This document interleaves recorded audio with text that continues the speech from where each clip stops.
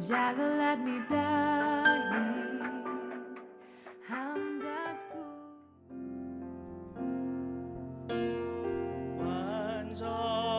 완전하신 나의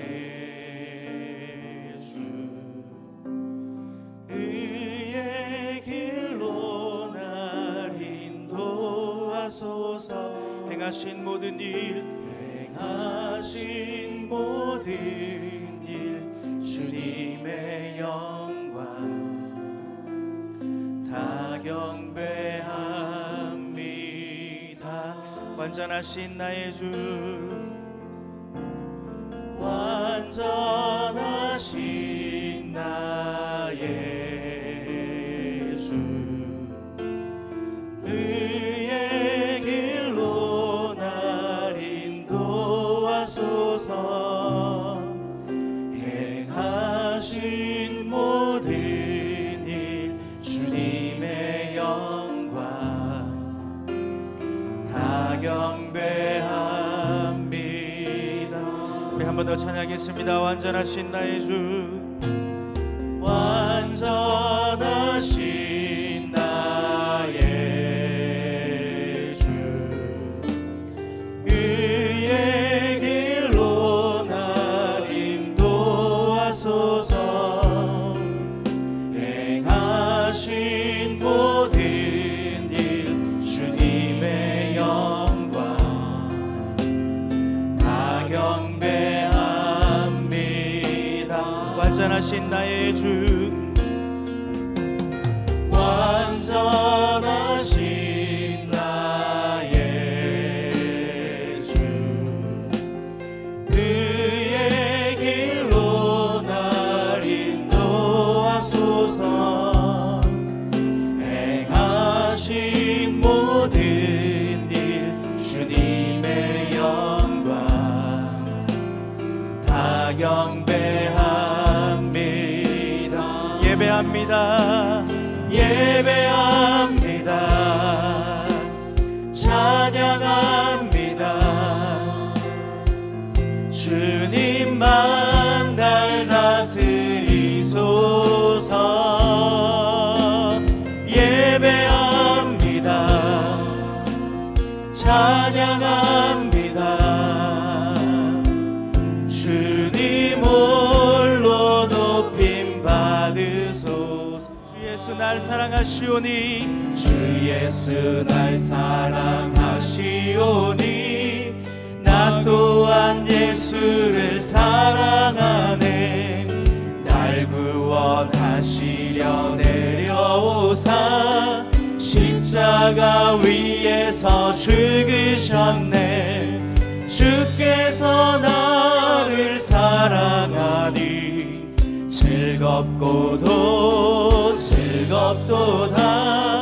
주께서 나를 사랑하니 나는 참 기쁘다. 주 예수 날 사랑하시오니 주 예수 날 사랑하시오니 마귀가 놀라서 물러가네. 주 나를 이렇게 사랑하니 그 사랑 어떻게 보답할까.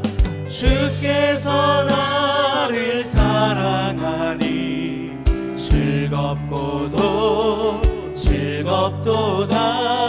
주께서 나를 사랑하니 나는 참 기쁘다. 구주의 영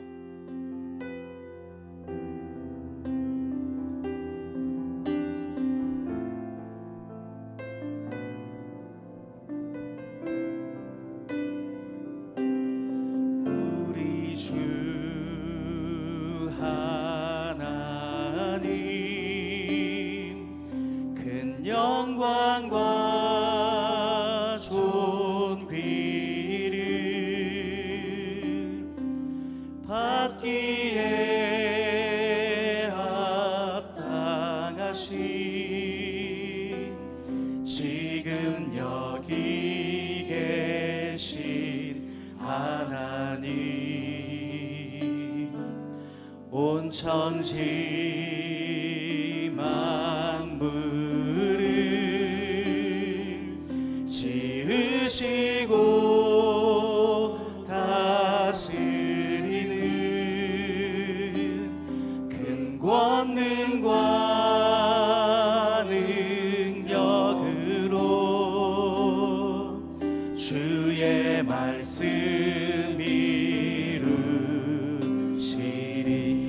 거룩하다.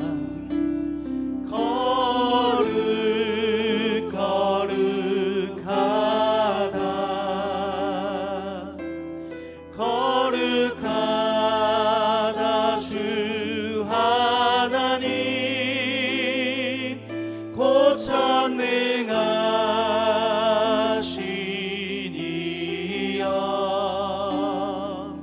하나님 나라 임하네. 여호와 유월절 고백하며 주일 예배 하나님께 올려드리겠습니다.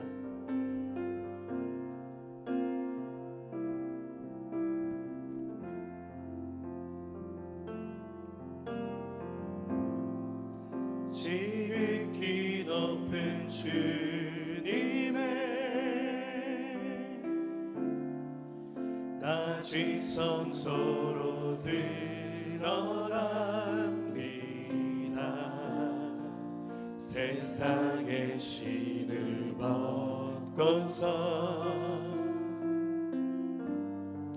주 보좌 앞에 엎드리니 내 주를 향한 사랑과 그 신뢰가 사그러져 갈 때 하늘로부터 이곳에 장막이 덮이네. 지극히 높으신 지극히 높은 주님의 낮은 성소로 들어갑니다. 세상의 신을 벗고서 주 보좌 앞에 엎드리니 내 주를 향한 사랑과 그 신뢰가 사그러져 갈때 하늘로부터 이곳에 장막이 덮이네. 이것을 덮으소서. 이곳에 덮이소서. 이곳에 비추소서. 내 안에 무너졌던 모든 소망 다 회복하리니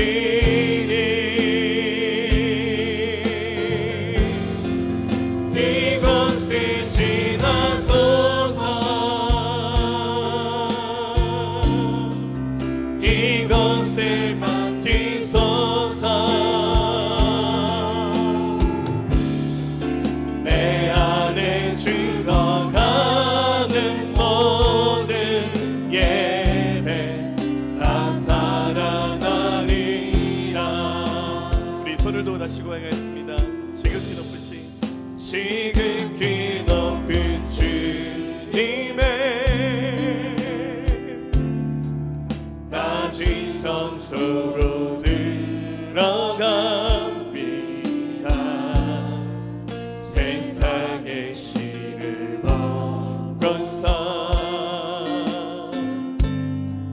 주 보좌 앞에 엎드리니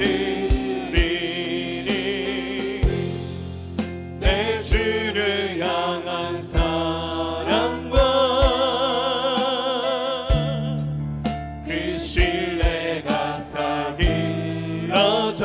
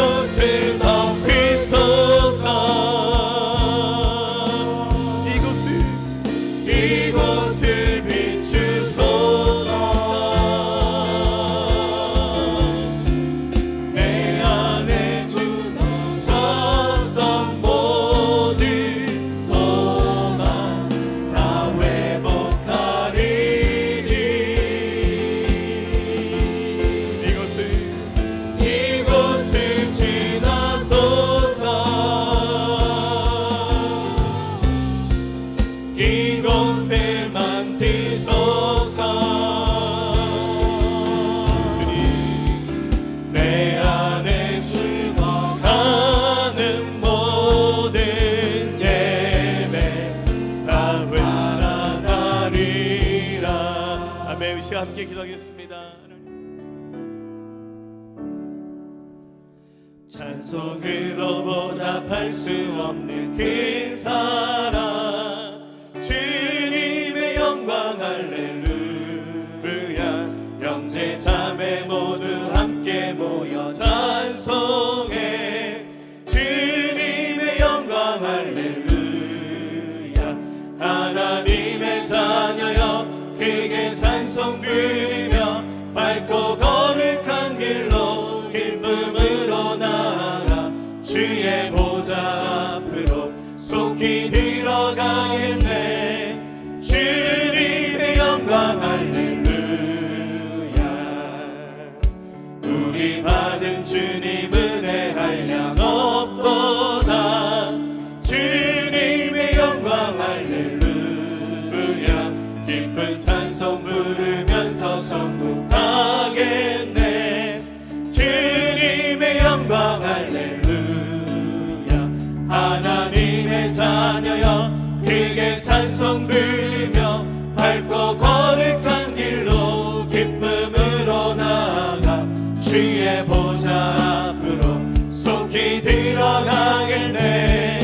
주님의 영광 할렐루야. 잠시 후에 우리 모두 주를 보겠네. 주님의 영광 할렐루야. 영광스런 보좌 위에 거룩하신 주, 주님의 영광 할렐루야. 하나님의 자녀여 크게 찬송 부르며 밝고 거룩한 길로 기쁨으로 나아가 주의 보좌 앞으로 속히 들어가겠네. 주님의 영광 할렐루야.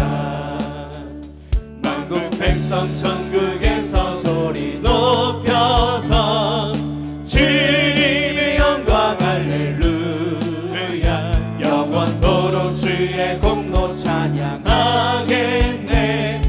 주님의 영광 할렐루야. 하나님의 자녀여 크게 찬송 부르며 밝고 거룩한 길로 기쁨으로 나아가 주의 보좌 앞으로 속히 들어가겠네. 주님의 영광 할렐루야. 한 주간의 삶 가운데도 매 순간순간마다 우리를 인도하시고 주님께로 나오게 하심을 감사합니다. 하나님, 우리의 중심이 하나님이 아닌 나 자신과 가족, 일, 세상 가운데에 맞춰져 있다면 그 모든 것들을 다 내려놓고 오직 하나님 중심으로의 삶으로 변화되게 하여 주시옵소서. 주님, 오늘 기도하는 것은 우리 파송 선교사님들을 위해 기도드립니다. 이번 주간 안타까운 소식을 전해 듣게 되었습니다. 그러나 우리는 알지 못하는 하나님의 계획하심이 있는 줄 믿습니다. 선교사님들의 모든 것을 주관하여 주시옵소서. 특별히 양무 선교사님의 모든 사역 가운데 함께하여 주시고 또 기국 후의 삶 가운데 필요한 모든 것들을 주님께서 역사하실 줄 믿습니다. 오병이어의 기적을 부어주셔서 넉넉히 감당하고도 남는 축복이 넘쳐나게 하여 주시옵소서. 오늘 말씀 들고 단위에 서신 목사님을 붙잡아 주시고 또 오늘 전하실 말씀 가운데 정말 우리 마음 가운데 뿌리 깊이 내려서 정말 그 말씀을 믿음으로 더 성장하여 더욱 굳건하게 세워지게 되는 우리가 되게 하여 주시옵소서. 또 모든 예배와 사역 가운데 섬김의 손길들도 기억하여 주셔서 예수님의 영광을 드러내는 일에 더욱 기쁨으로 낮은 자리에서 섬기며 나아갈 수 있도록 축복하여 주시옵소서. 모든 것을 감사드리며 나의 구원자 되시는 예수님의 이름으로 기도드렸습니다. 할렐루야. 네, 오늘도 주님께서 은혜 주시는 귀한 시간 되기를 축복합니다. 오늘 21번째 그리스도인 영성 라오디게아 교회의 영성이라는 제목으로 함께 은혜 나누도록 하겠습니다. 우리는 예수님을 믿는 사람들입니다. 우리 예수 믿는 사람들을 거듭났다 이렇게 말합니다. 그래서 예수님을 잘 믿는 사람다운 그 삶의 모습이 우리의 삶을 통해서 이렇게 계속해서 드러나고 완성되어져 가야 됩니다. 만약 여러분들 얼굴을 쳐다보고 여러분 삶을 보면서 세상 사람들이 당신도 교회 다녔냐고 깜짝 놀라면 곤란하겠죠.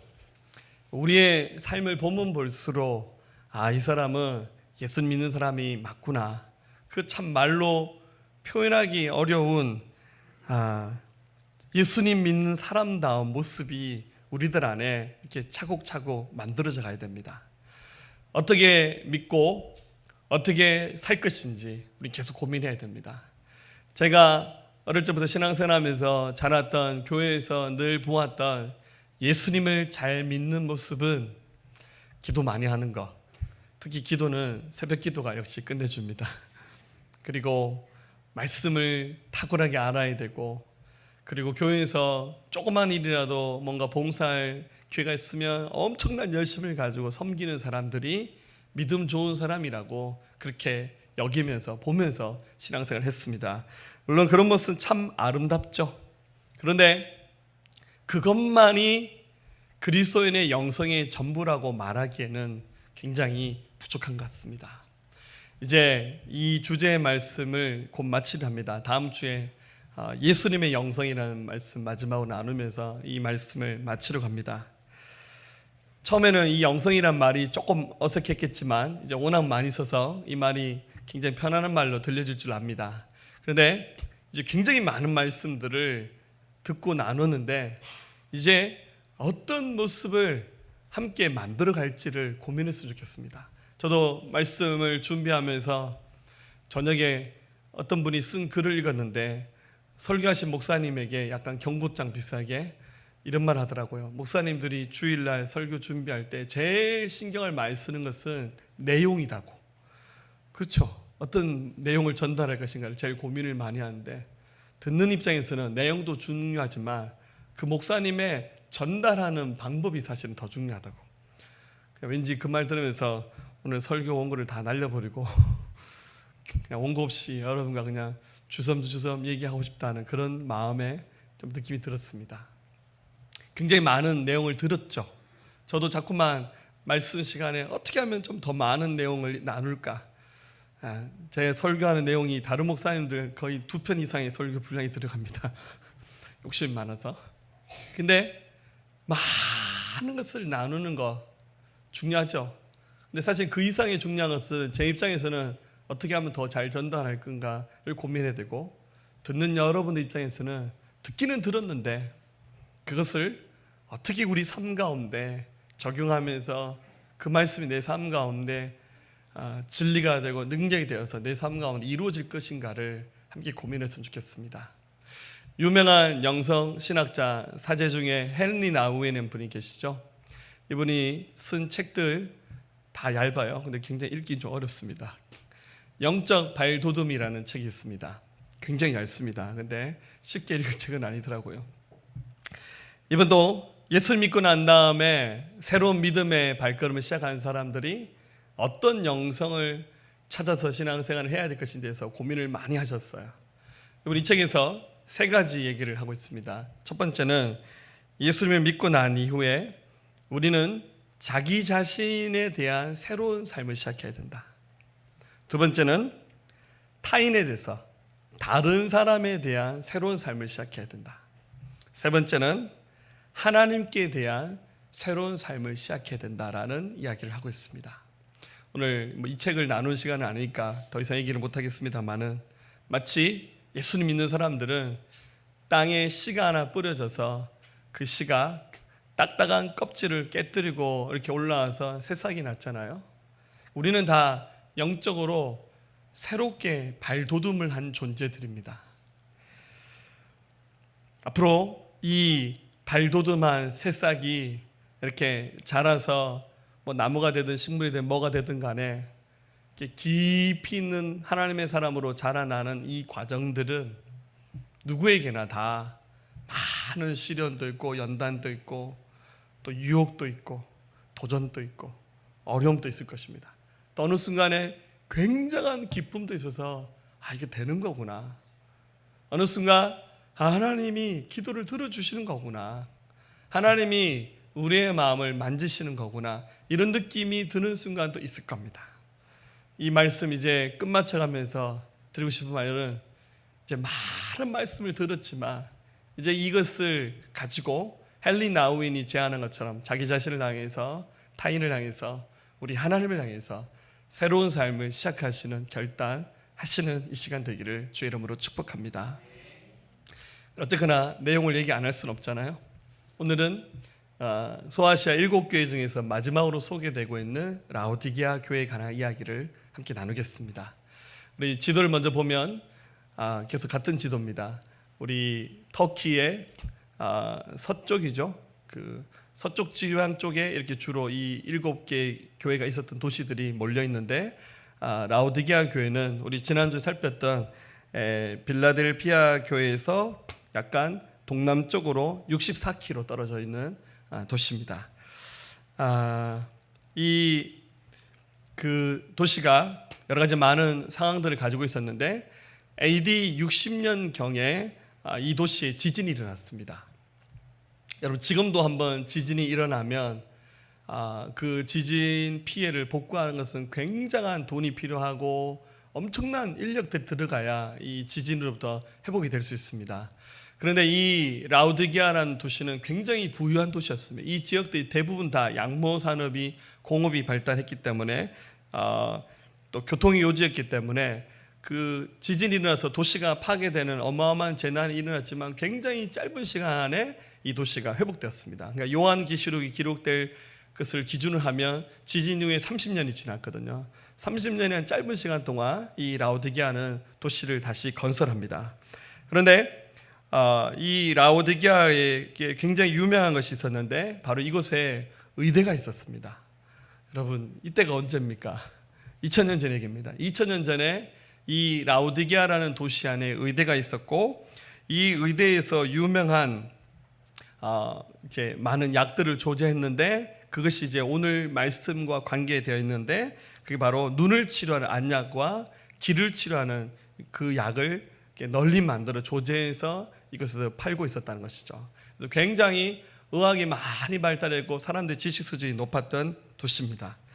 또 이 도시의 이름은 이 도시를 만들었던 시리아의 그 안티오코스 2세가 이 도시를 건설했는데 그의 아내의 이름을 따서 라오디게아라는 도시 이름을 붙였습니다. 그리고 나중에 이 라오디게아에도 교회가 세워졌는데 에바브라라는 사람이 이 교회를 세웠습니다. 그래서 바울과 함께 여기도 정말 신실한 믿음의 사람들이 세워지면서 교회가 탄생했습니다. 그런데 도시 자체가 가지고 있는 어둠과 또 어려움들로 인해서 교회가 더 많이 성장하지 못하고 그러면서 신실한 지도자의 부재 또 교회가 당면하고 있는 여러 가지 많은 문제로 인해서 교회가 위기 상황이 있었습니다. 그래서 지금 우리가 7개의 교회를 살폈는데 7개의 교회 중에서 유일하게 예수님께 칭찬받지 못하고 책망만 받았던 교회가 바로 라오디게아 교회입니다.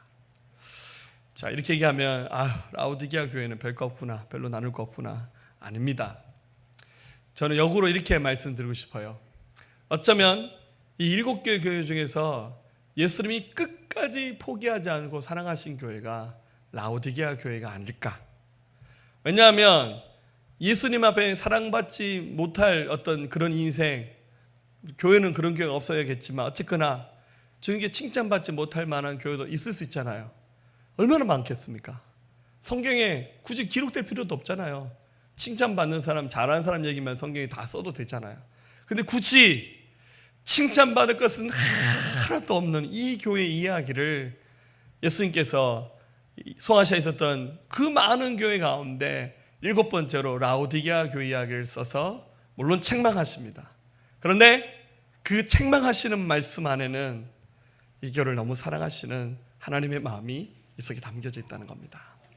자, 라오디게아 교회가 들었던 말씀을 통해서 다시 한번 우리 믿음의 영성을 새롭게 세우는 도전이 그런 은혜가 여러분에게 임하기를 예수의 이름으로 축복합니다. 두 가지를 함께 여러분께 도전해 드리겠습니다. 첫 번째는 열정의 영성을 회복해야 된다라는 말씀입니다. 자, 한번 14절 말씀을 읽어보겠습니다. 라오디게아 교회의 사자에게 편자라. 아멘이시오 충성되고 참된 증인이시오 하나님의 창조의 근본이시가 이르시되. 아까 그 사진 안 보여줬죠? 한번 지금 교회 모습 한번 보여주세요. 그냥 지나가 버렸죠. 열심히 준비했는데 이게 지금 현재 라오디게아 교회입니다. 7개 교회는 다 이렇게 기둥만 남아 있습니다. 네. 자, 그런데 이 교회에게 나타나셨던 주님의 모습에 대해서 말씀하시기를 아멘이시고 충성되신 참된 증인이신 하나님의 창조의 근본으로 예수님을 그렇게 표현하고 있습니다. 예수님을 신실하신 분으로 표현했습니다. 이 충성이라는 말은 헬라 말 뜻은 원래 믿음, 신실이라는 말에서 나왔죠. 그래서 예수님은 신실하신 분이다. 그래서 신실한 믿음의 그 표상이 되신 예수님께서 이 교회를 향해서 말씀하시기를 15절 읽어볼까요? 내가 내 행위를 아노니 내가 차지도 아니하고 뜨겁지도 아니하도다. 내가 차든지 뜨겁든지 하기를 원하노라. 아멘. 예수님께서 이 라오디게아 교회 이야기를 하시면서 내가 너의 행위를 한다. 여러분, 믿음은, 진짜 믿음은 말로 하는 것이 아니라 행함을 통해서, 열매를 통해서 나타나는 거잖아요. 이 라오디게아 교회인들 성경을 안 가르쳤겠습니까? 이 교회인들 사람들이 믿음의 말을 안 했겠습니까? 했죠. 근데 예수님은 그들의 말을 보신 것이 아니라 행함을 보셨어요. 내가 너희의 믿음의 행함을 아는데 차지도 않고 뜨겁지도 아니하는구나. 차든지 뜨겁든지 두 개 중에 하나 선택하라고 예수님 그렇게 말씀하셨습니다.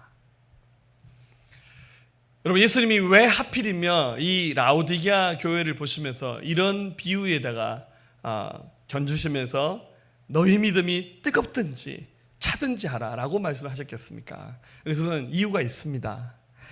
여러분, 지금 이 라오디게아라는 이 도시 그 좌우에 이웃 도시가 있는데요. 라오디게아 바로 옆에 히에라볼리라는 도시가 있습니다. 이 히에라볼리에 유명한 것인데 그 바로 온천입니다. 지금 이 히에라볼리의 유명한 온천을 빠무깔레라고 그렇게 말을 하거든요. 여러분 터키의 성지순례를 가시면 이 빠무깔레에 가서 발을 담가서 온천을 하실 수 있는 기회가 있습니다. 다 유황 온천이죠. 그런데 그때 당시의 사람들 얼마나 지혜로웠든지 이 바로 이웃 도시인데 거리는 그렇게 멀지 않았습니다. 7km 정도 됩니다. 라오디게아에서 여러분들 살다 보면 뜨거운 물에 목욕도 하고 싶고 뜨거운 물을 가지고 쓰고 싶잖아요. 그래서 옆에 있는 히에라볼리까지 수로를 만듭니다. 저런 식으로 이렇게 돌을 쌓든지 돌을 깎든지 해서 긴 수로를 만드는데 저거를 7km를 깔았어요. 굉장하죠. 그리고는 이 수로를 통해서 히에라볼리에 있는 뜨거운 온천수를 그대로 이 라오디게아 교회까지 가지고 왔습니다. 그러니까 오늘날 우리로 치자면 여러분 집마다 다 수도가 있잖아요. 이렇게 파이프를 다 묻어놔서 이렇게 수도꼭지만 딱 틀면 물이 나오잖아요. 포항은 여기 오천에 뭐죠? 지금 무슨 옷이죠? 네? 오사 맞아. 오사 연못 그 물을 끌어서 쓰고 있잖아요. 굉장히 긴 거리인데 이걸 끌어와서 그 강력한 모터 힘으로 밀어서 이렇게 쓰는 거잖아요. 그런데 이 사람들은 수로를 각도를 줬어요. 여러분 희한하죠.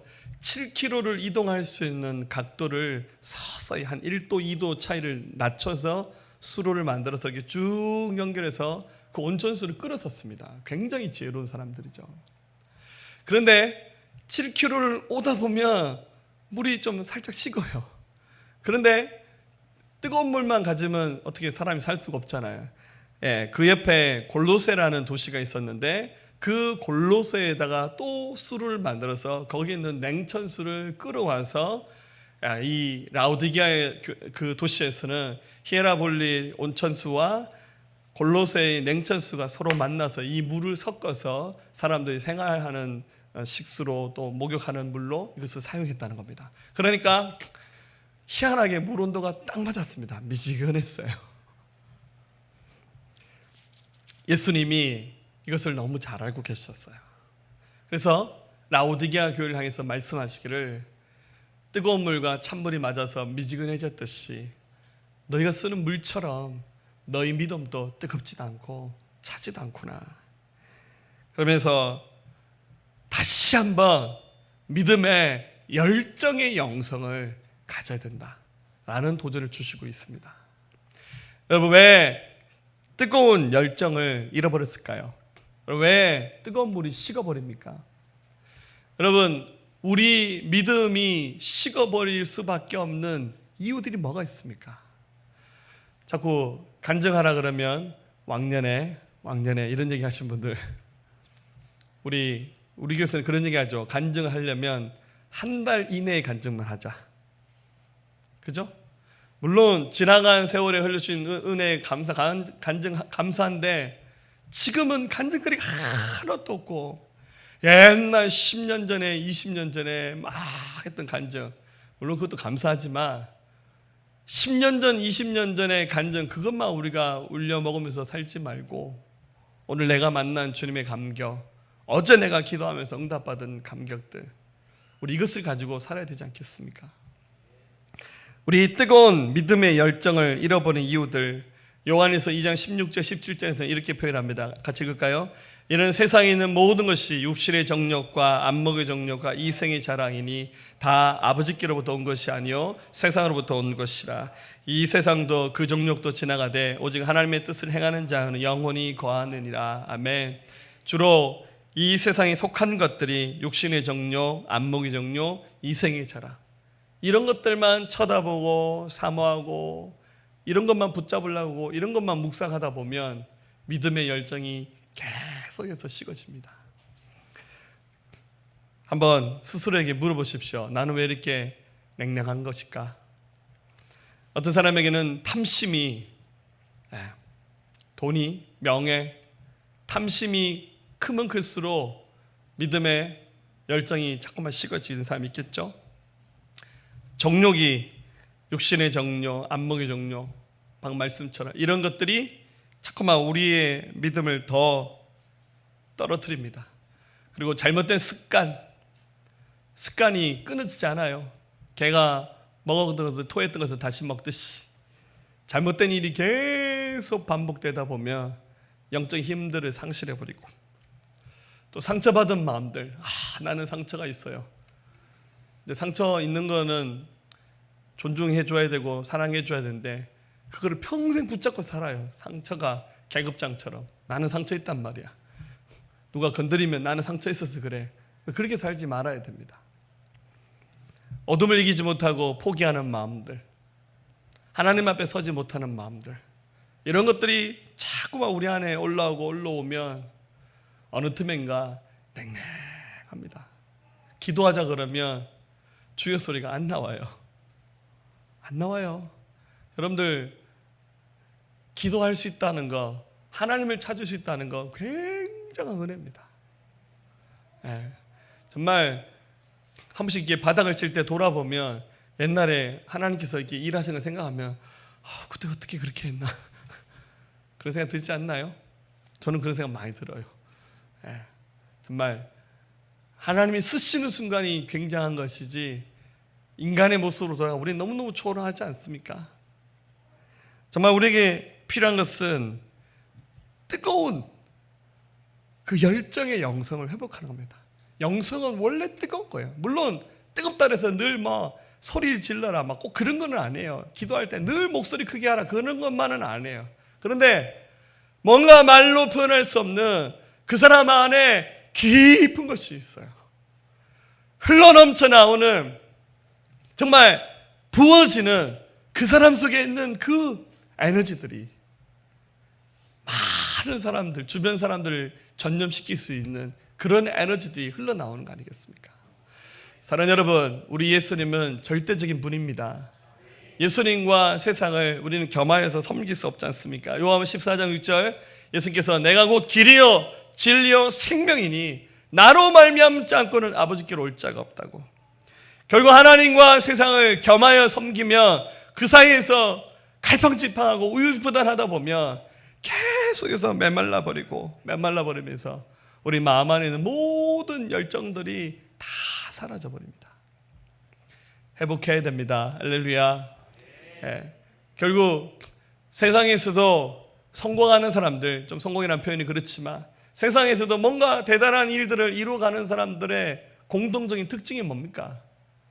포기하지 않는 영성, 열정이잖아요.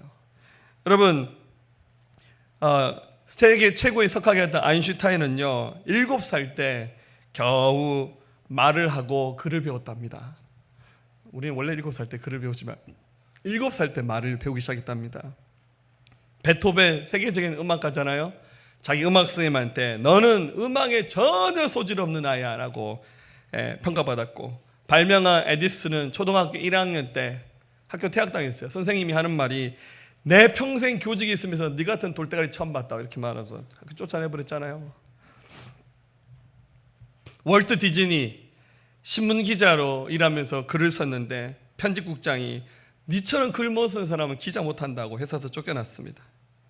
영국 사람이 다 존경했던 윈스턴 처치 같은 경우는 초등학교 6학년을 두 번 했습니다. 성적이 너무 나빴어. 세계적인 기업가 울워스라는 사람은 점원을 하던 20대 때 사장이 너는 사업에 소질 없는 무능력자야 나가 하면서 쫓겨났습니다. 그렇지만 그들의 공통점은 뭡니까? 열정이잖아요. 에디슨이 뭐라 말했습니까? 천재는 1%의 타고난 재능에 의해서 나머지 99%는 뭐라 했습니까? 노력이라고 그랬잖아요. 열정입니다. 열정. 포기하지 마십시오. 하실 수 있습니다. 하나님이 도우실 겁니다. 우리로 하여금 믿음의 열정을 쉽게 만드는, 여러분이 싸워야 되고 깨트려야 될 자신과의 싸움에서 물러서지 마시고 부딪히십시오. 부딪혀야 됩니다. 분명히 경고하셨으면 16절에 내가 이같이 미지근하여 뜨겁지도 아니하고 차지도 아니하니 내 입에서 너를 토하여 버리라.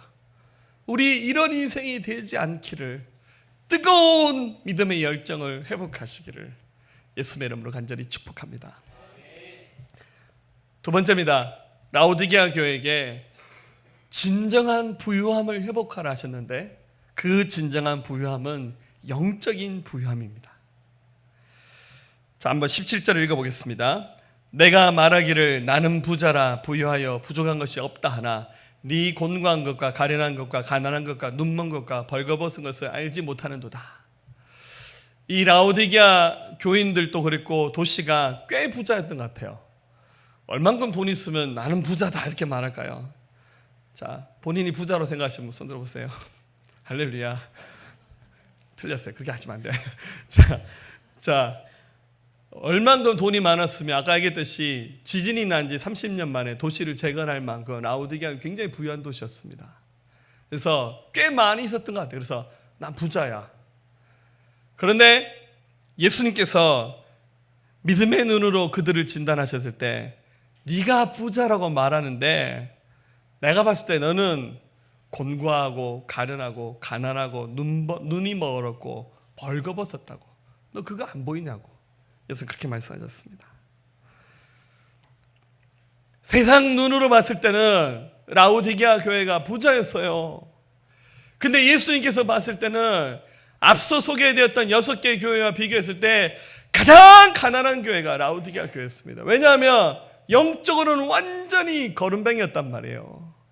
그런데 참 미안한 것은 안 보인다는 거예요. 그게 안 보여요. 안 보인다는 거죠.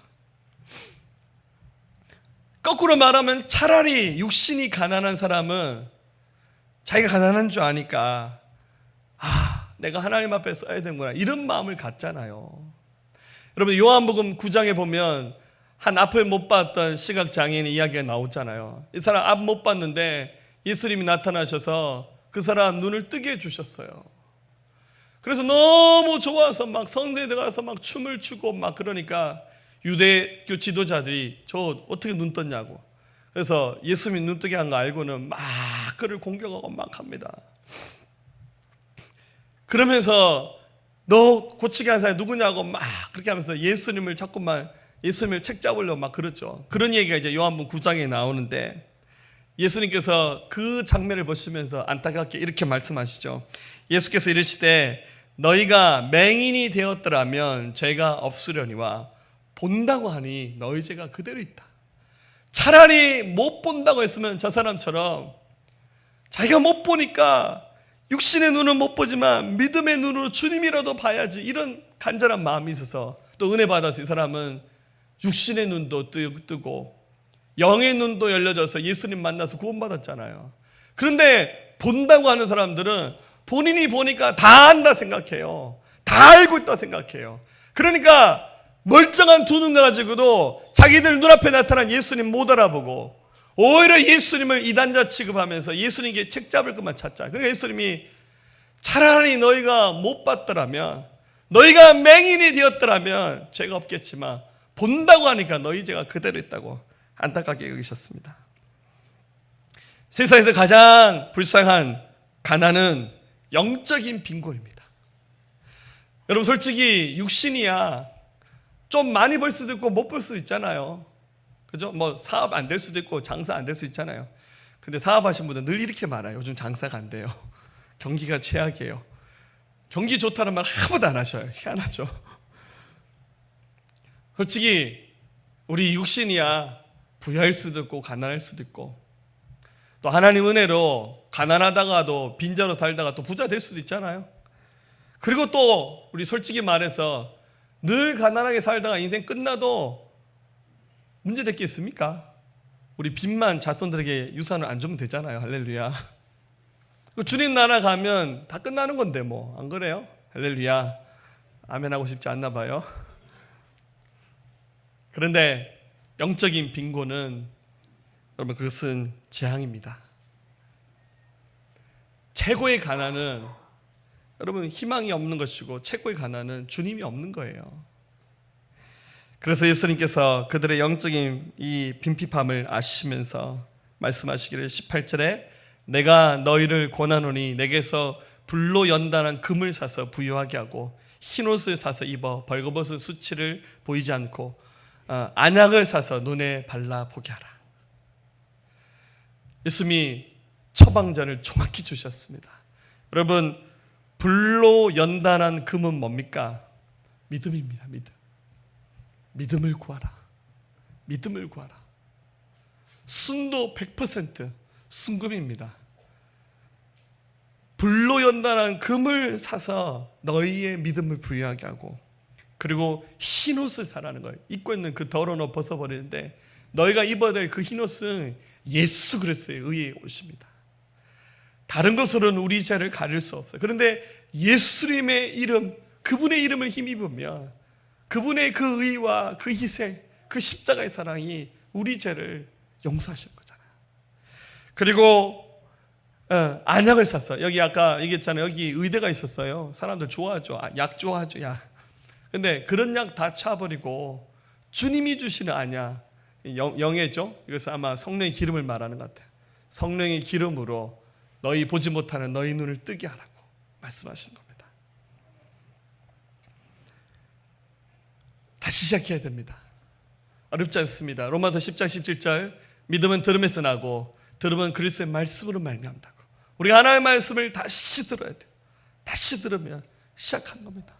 우리 지난주 금요일 날 한 달에 한 번씩 이제 다윗의 장막 기도 집회 한다고 그랬잖아요. 기도하면서 말씀 나누면서 저도 제 자신에서 놀랐고 말씀을 나누면서 하나님께서 큰 마음의 감동 주셨어요. 여러분 하나님 말씀대로만 하면 어찌 실패하겠습니까?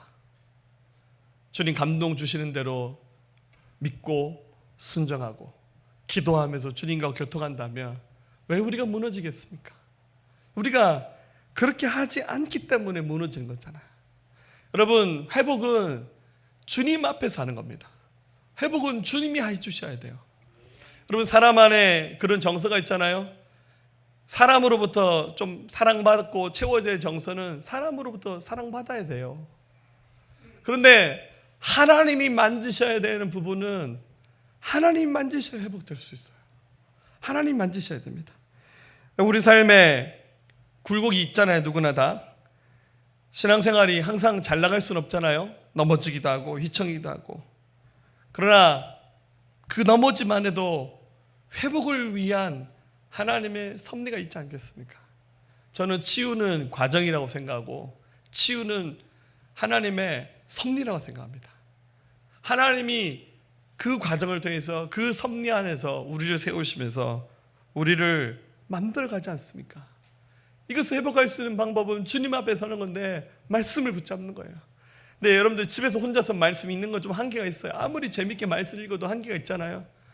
말씀을 풍성히 듣고 또 그 은혜를 누릴 수 있는 곳은 하나님의 교회 예배입니다. 우리 교회는 예배하는 교회가 되어야 됩니다. 할렐루야. 다윗의 장막처럼 들어가서 여러분들 뭐 실력 있는 연주자 못 돼도 괜찮아요. 막 노래 틀리게 불러도 돼요. 박자 놓쳐도 괜찮아요. 실력 있는 연주자 되지 않아도 좋아요.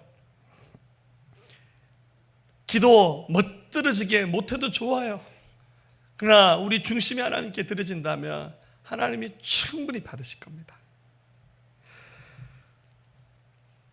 우리 다시 한번 깊이 있는 영성을 세우기 위한 시작들을 했으면 좋겠습니다. 말씀드렸다시피 라오디게아 교회는 유일하게 책망만 받다가 끝난 교회입니다. 그러나 여러분, 주님의 징계는 희망입니다. 주님의 책망은 가장 큰 소망입니다. 19절, 물론 내가 사랑하는 자를 책망하여 징계하노니 그러므로 내가 열심을 내라 회개하라. 징계는 다 받는 것이거늘 너희가 없으면 사생자요 친아들이 아니니라. 그렇죠? 로마서 1장 24절에서는 하나님께서 그들을 마음의 정욕의 더러움에 내버려 두사 그들의 몸을 서로 욕되게 하게 하셨다. 하나님이 포기하시는 인생은 그냥 내버려 두는 인생입니다. 하나님이 채찍으로 때리는 인생은 괜찮은 인생이에요. 근데 하나님이 채찍으로 때리는 것도 아까운 인생은 그냥 놔둡니다. 그냥 네 마음대로 살아라고. 그러나 하나님이 우리의 마음을 책망하시고 우리 삶을 막 다 갈아엎으시게끔 하실 때 하나님 주시는 기회구나라고 생각하면서 주께 선다면 놀라운 회복의 역사, 더 깊이 있는 영성으로 나가는 축복이 있을 줄 믿습니다. 마지막 얘기만 하고 마칠게요. 세계적으로 유명한 영화 배우가 있습니다. 오드리 헵번이라는 사람이 있습니다. 기억하시나요? 옛날 분들이 좋아하시죠? 영화 로마의 휴일 멋지죠? 언젠가 한번 제가 이 영화를 한번 다시 한번 봤는데 1952년인가 3년도에 만들었대요. 와, 굉장하죠? 우리 한국 전쟁이라서 우리나라 막 정신없던 시절에 이 오드리 헵번의 이야기를 읽어보니까요, 뭐 아름다운 연인이지만 벨기에 브뤼셀에서 태어났는데 그녀에게는 물론 아름다운 외모와 매너를 가지고 사람들의 마음을 사로잡았지만 굉장히 큰 상처가 있었습니다. 부모님이 이혼을 하셨고 또 살았던 어린 시절에 세계대전이 일어나서 히틀러에 의해서 자기 고향 마을의 친구들, 주변 사람들이 막 죽어 넘어지는 장면을 보면서 강한 우울증에 걸렸고 영양실조, 이게 그냥 날씬한 게 아니라 못 먹어서 그래요. 그러다 인생에 반전이 일어났는데 1950년에 유명한 당시에 마리오 덴비라는 감독의 눈에 띄어서 단역 배우가 됐는데 연기를 너무 잘해서 나중에 로마의 휴일, 이 지금 영화가 만들어진 지 지금 거의 70년이 가까이 된 이 영화가 지금도 사람들에게 보여주고 있지 않습니까? 세계 최정상에 배우 올랐습니다. 근데 웬만한 배우들은 이 정도 인기를 얻으면 좀 타락도 많이 하는데 오드리 헵번은 그래도 괜찮은 삶을 살았습니다.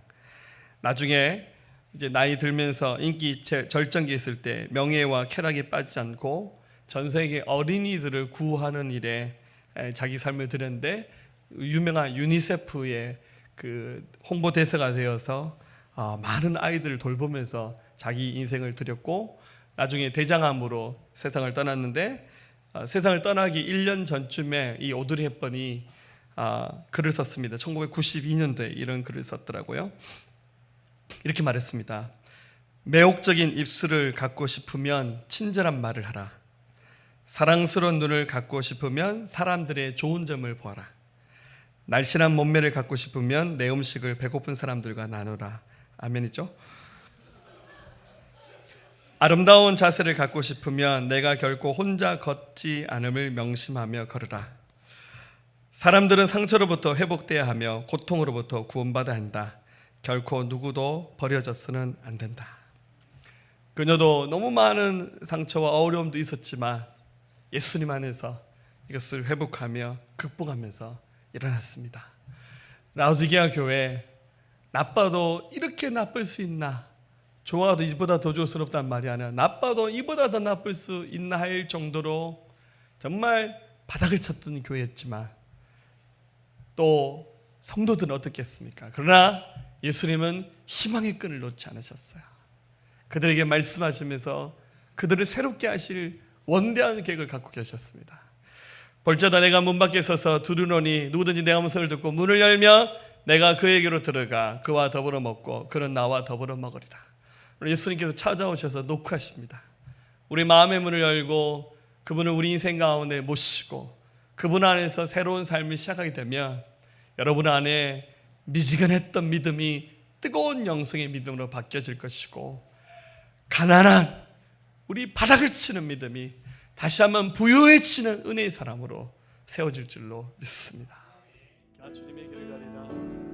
나 주님의 길을 가리라.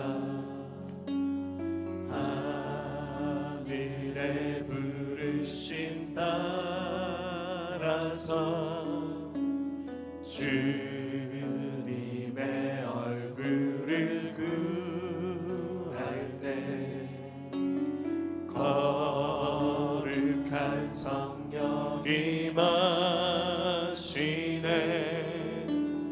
나 주님의 길을 가리라. 하늘의 부르심 따라서 주님의 얼굴을 구할 때 거룩한 성령이 마시네. 물과 피를 쏟으시 하나님의 어린 양 주님 사랑합니다. 오 주여 나를 보내소서. 주 위에 살리라. 주 따라가리라. 내 생명 다하여 주 복음 전하리. 곧 승리하리라. 그날은 오리라. 난 결코 돌아서지 않으리. 나 주님의 길을 가리라. 나 주님의 길을 가리라. 하늘의 부르심 따라서 주님의 얼굴을 구할 때 거룩한 성령이 마시네. 나 주님의 길을 가리라. 하늘의 부르심 따라서 주님의 얼굴을 구할 때 거룩한 성령이 마시네. 물과 피를 쏟으시 하나님의 어린 양. 하나님의 어린 양 주님 사랑합니다. 주님 사랑합니다. 오 주여 나를 보내소서. 주 위에 살리라. 주 따라가리라.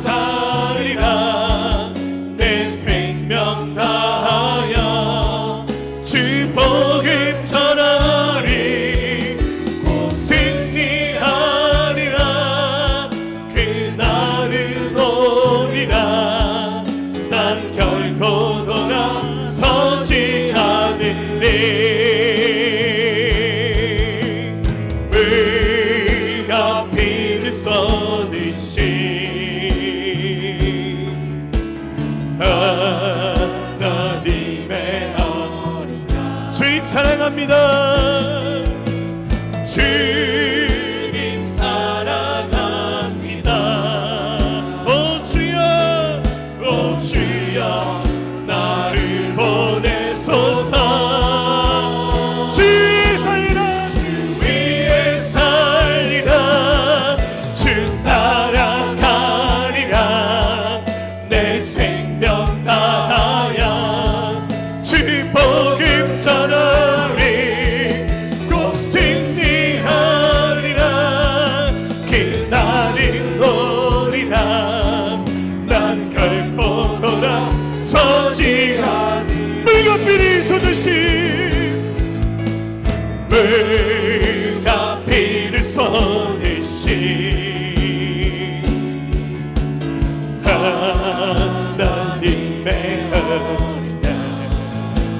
주님 사랑합니다. 주님 사랑합니다. 오 주여, 나를 보내소서. 주 위에 살리라, 주 위에 살리라. 주 따라가리라.